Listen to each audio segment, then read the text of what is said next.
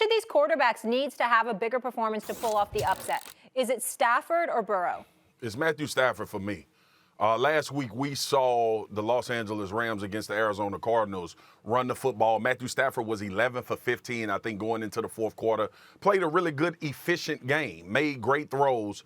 But we've seen Matthew Stafford previously to that, the last 4 weeks of the season, throw 9 picks and cost his team some wins. I think they would have beat the 49ers if he doesn't turn the ball over twice in that game. I think they have success down the stretch and potentially be in the conversation for a 1 seed if Matthew Stafford wasn't throwing interceptions. I think he averaged 2 over the last 4 weeks of the season.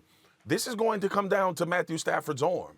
And yes, OBJ helps for sure with him getting back on track and getting more ingrained in this offense. But when we talk about how much pressure was on guys and the things that they needed to do, I always said that Sean McVay had the most pressure and he would buffer some of that for Matthew Stafford. But in this particular game, when you standing on the field and across the field, Tom Brady is standing there, your quarterback is going to have a good day. I want anybody to do this. Go back. The last time you've seen Tom Brady lose a game in this particular situation and the quarterback didn't outplay him. If you could find that, we could have a different conversation.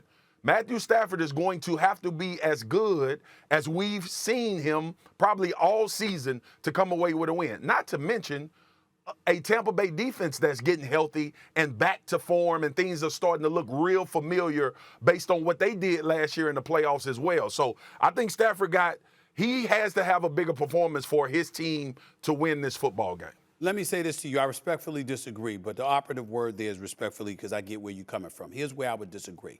First, let me take into account Matthew Stafford. Yeah, you can bring up that Matthew Stafford point, but there's a flip side to that.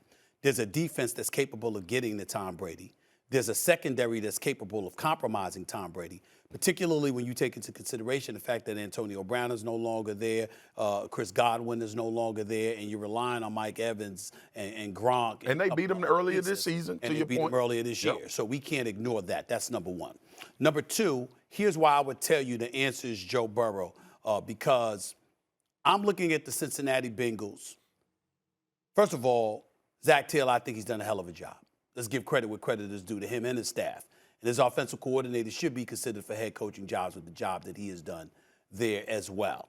They deserve a lot of credit. And remember, I was the one, as much as I'm big on black coaches, okay, because especially now that we only got one, which is an absolute utter disgrace. When the Rooney Rule was instituted in 2003, we had 3 black head coaches. We only got 1 now in 2022.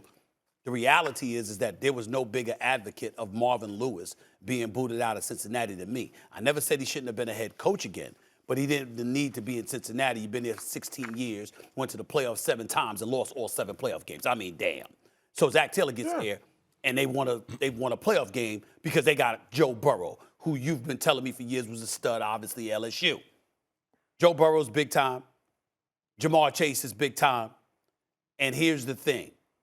You need them because we talk about Tennessee. It's the number 1 seed for a reason. Vrabel can coach. He's a coach of the year. Derrick Henry should be back. Ding, ding, ding. That's right. And so, oh, by the way, notice to everybody, we might have questions about Tannehill, but those questions are dissipating every time we watch A.J. Brown. His brother special. Brother special, okay? We ain't even heard much about Julio Jones, who was out, then came back, got a touchdown, whatever. But A.J. Brown is that dude. And so when we look at it from that perspective, Tennessee is something to be reckoned with. Yeah. And Cincinnati is going to need to be every bit the offense we've seen them be over these last few weeks in order to win this damn game. Thanks for watching ESPN on YouTube. For live streaming sports and premium content, subscribe to ESPN+.